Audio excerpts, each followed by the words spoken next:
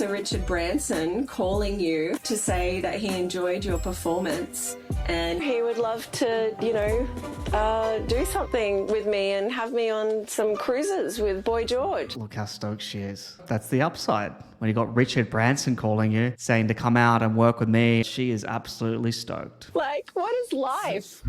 There have been some people who've noted that it ends up being a white woman instead of someone from those marginalised communities. Do you think there is an irony there that's fair to comment upon? Yeah, look.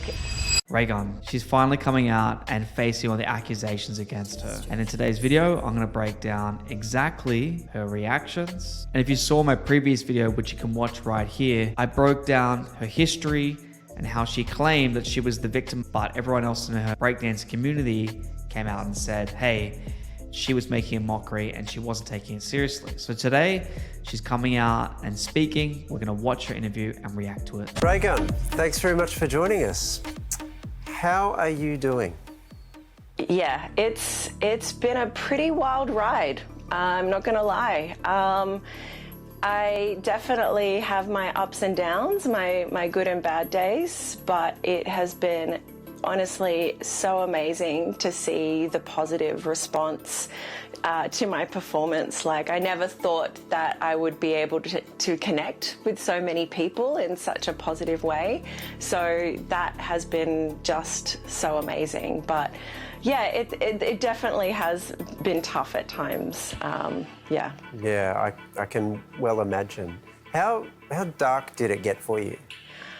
Fortunately, I got some mental health support pretty quickly, and I also went off social media. I went off the internet, but it's pretty up and down, but it's also just hard to process it all, honestly. Like, it's just still pretty hard to process. This became such a global storm. How much of it were you aware of?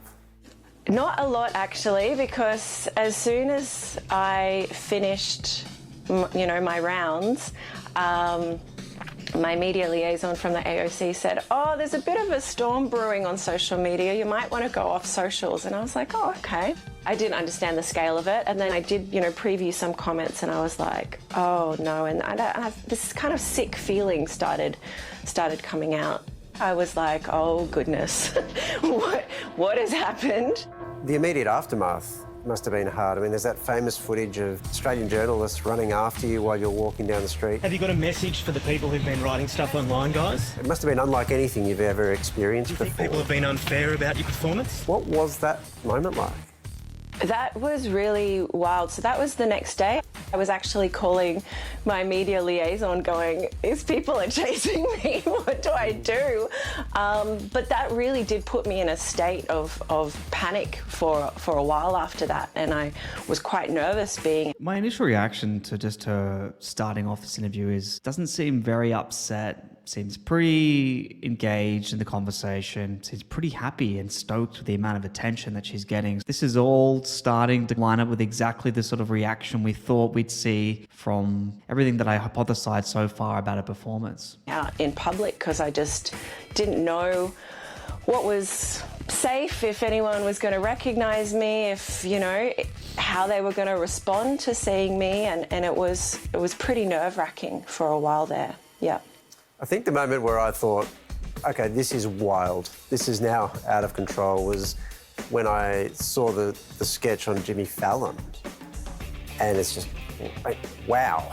You have to wonder where Raygun is right now. Where's that music coming from?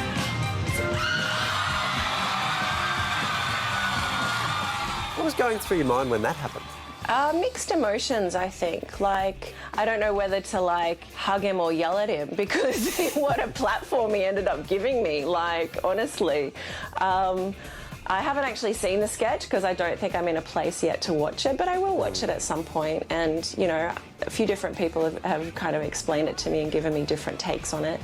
But I am still in the process of being able to describe how I feel about all this stuff, because it kind of feels like a really weird dream that I've been having that I'm going to wake up from at any moment. What is life right now? So this sort of reaction here looks quite interesting, because it looks like she didn't appreciate that someone was mocking what she was doing, but at the same time, you can see by her reaction, she's really enjoying there's so much attention on her. She's so excited that this really big celebrity has decided to make a joke of her. So initially you can see she's upset, but then as she continues on for this conversation, you can say, oh, actually it's quite a good thing. What about the performance itself? Have you watched that back?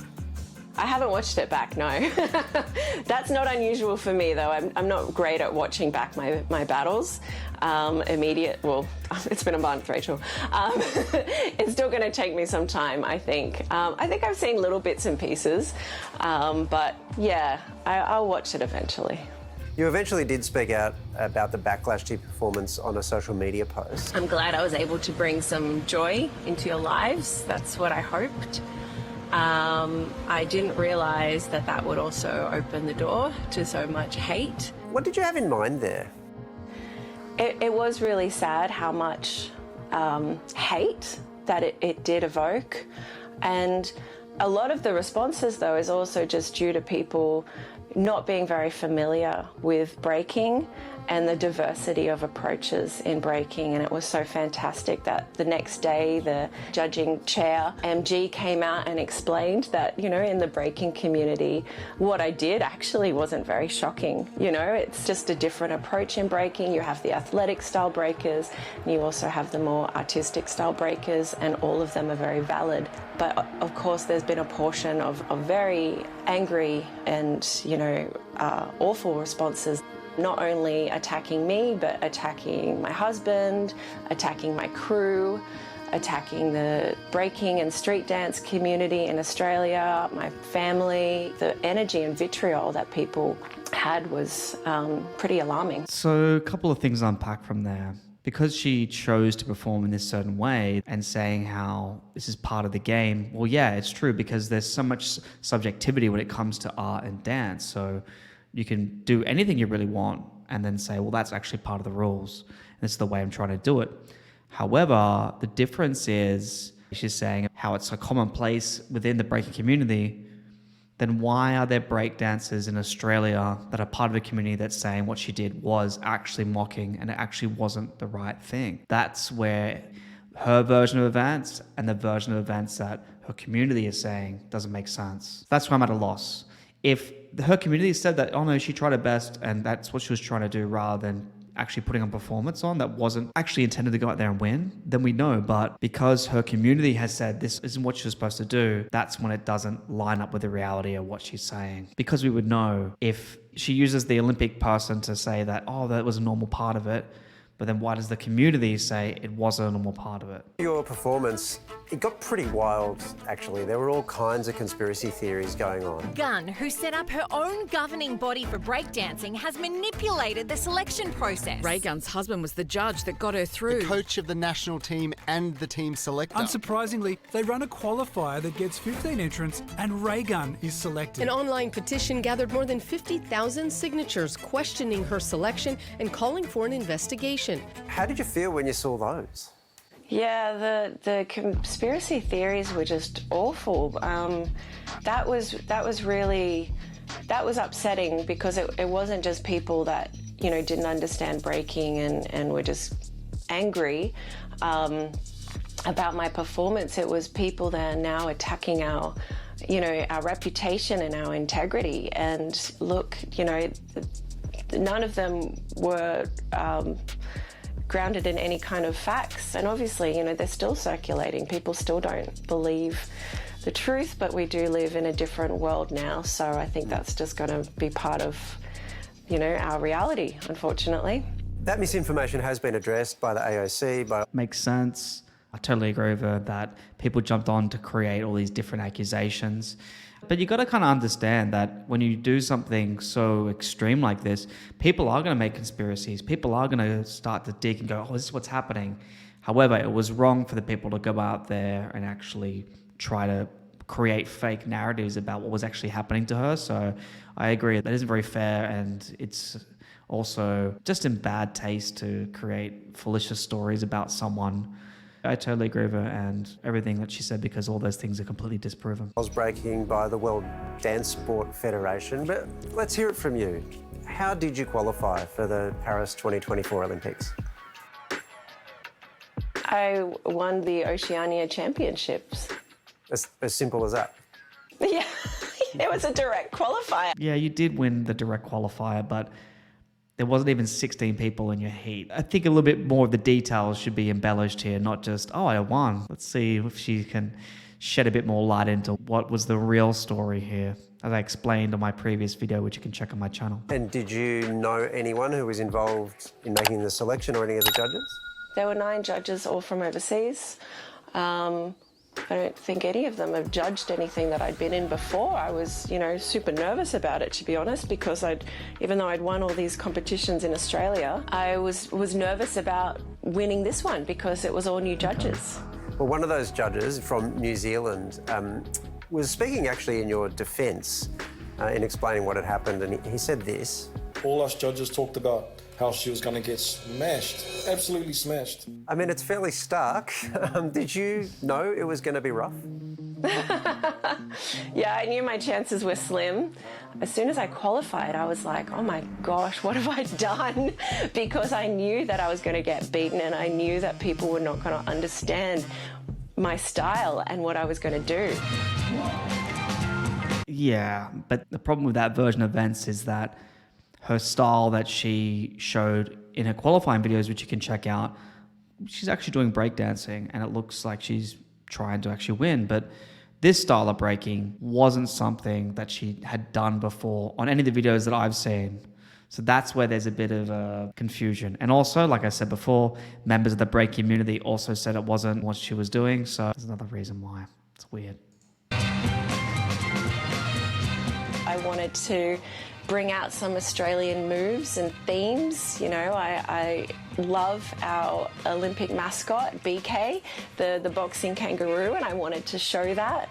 And that's the wonderful thing about breaking. You can take inspiration from any source. I had to go with what I was good at. I had to go with my strengths.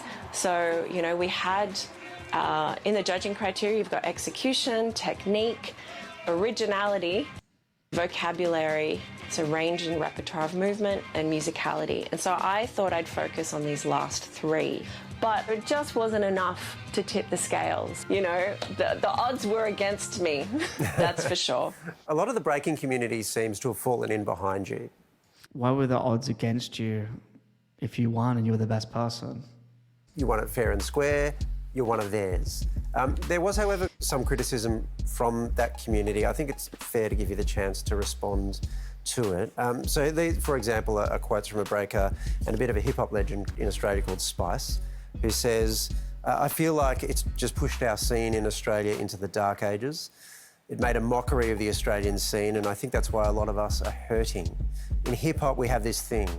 You step up or you step off. You need to know your place. Is there any merit in those criticisms? Yeah, look, it is really sad to hear those criticisms, and I am very sorry for the backlash that the community has experienced, but I can't control how people react. Unfortunately, we just need some more resources in Australia for... So that's quite shocking. Someone explains who's from that scene that her performance appeared as a mockery, and her response isn't to apologize for her performance, but apologize that those people believe that. For us to have a chance to beat world champions. Historically, unfortunately, we haven't had the best track record of winning world championships. So, I don't think that's just on me. But in the last year, I have trained my hardest. I have trained so hard.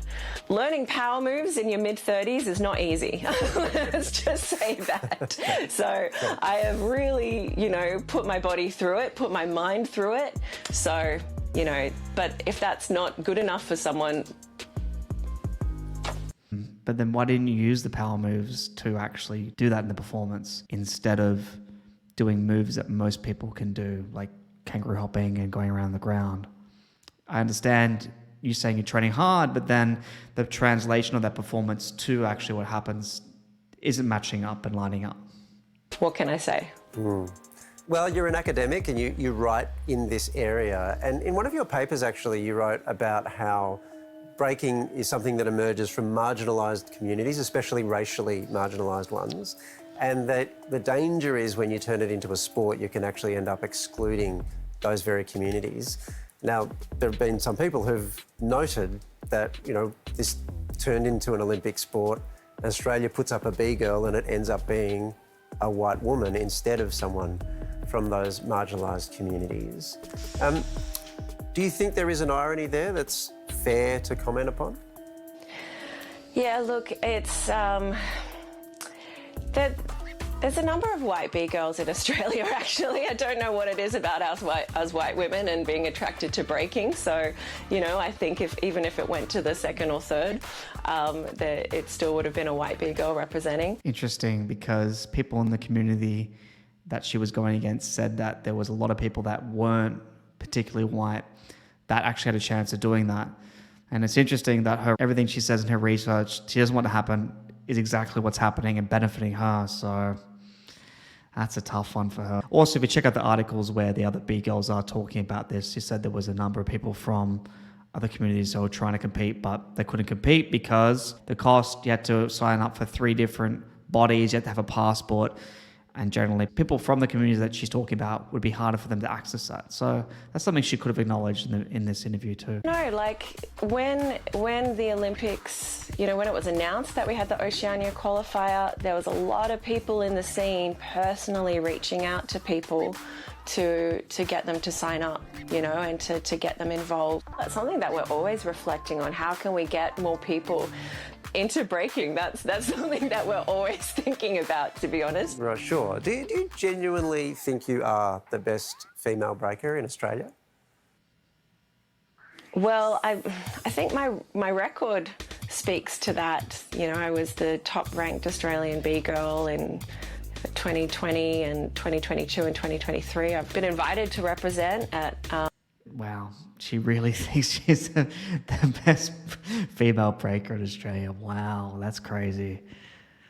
That's crazy, especially when everyone else in the community that she's from says that's not true. She really does believe that. Also, I think she placed last or second last in a couple of competitions in like world qualifiers. So, and that's out of like 80 or 90 contestants around the world from all these countries. Korea, you know, so the record is there, but anything can happen in a battle. You know, it's always about what happens on the day. That consistency shows, you know, my level, so. All right, take me to that closing ceremony when all your fellow Olympians got around you. It was just crazy. Like, I was feeling pretty anxious that day. You know, it was all kind of affecting me a bit more and was weighing on me a bit more, and I wasn't sure if I was even going to go to the closing ceremony, and it was just so nice to have the support of all the other Olympians there, and they really, you know, supported me. They understood, you know, that I went out there and I gave it my all, and it wasn't just like, we support you, it was like, you're a legend, let's have fun, you know, let's celebrate. And then someone's like, do the kangaroo, and so we were doing it. I never thought that would happen, like, oh my gosh, totally wild, and the Australians were just all cheering. And that was just like, so, like, it so warmed my heart. The irony of this is that you are perhaps the most famous Olympian of the Paris 2024 Olympic Games worldwide. I mean, is there an upside to all this? The upside is you get random people contacting you that you never thought would ever notice you. You know, and it's not just like breakers that you've respected for, you know, a decade. It's someone like Sir Richard Branson calling you to say that he enjoyed your performance and he thought that it was plucky and courageous and fun. And, you know, he would love to, you know, do something with me and have me on some cruises with Boy George. Look how stoked she is. So that's the upside. When you got Richard Branson calling you, saying to come out and work with me. She didn't calculate this level, but she is absolutely stoked. Like, what is life? I don't know. Do you think there's any more breaking in your future? I don't think I'll be competing for a while. not really wanting to be in the spotlight, breaking, competing. Not in the spotlight for breaking and competing, but spotlight for everything else sounds good for her. But you know, it's been nice. Like, it's been a bit of a process to try and start dancing again. That's actually been tough. You know, it was my medicine and then it turned into my source of stress. So I'm really happy that it gets to go back to being my medicine. I can kind of finally feel free again. So it's, yeah, I'm looking forward to breaking, but no, I don't think I'll compete for a while. Yeah. You speak of the positives, though, of the experience. Those positives, do you think they're the things that are going to pull you through? Yeah, I'll survive. I'm all right. The positives are just amazing. I would rather much focus on the positives out of this and the positive responses and the joy that I've brought people. It's going out there and just having fun and going as hard as you can in the face of, you know, losing. Well, there you have it. What did we learn? Honestly, she seems pretty happy. She doesn't seem distressed. Seems really, really stoked with the amount of tension. And Richard Branson and all the other celebrities coming out to support her, who potentially would be a source of money, fame, validation. Seems great for her. So for Raygun, does not seem at all shocked. Yeah, she seems to be enjoying the moment, which was exactly what I predicted in my previous video. So if you haven't checked out my video breaking down exactly the reason why she was doing this performance at the Olympics, you can do so right here, and I'll catch you guys next time. Thanks for watching.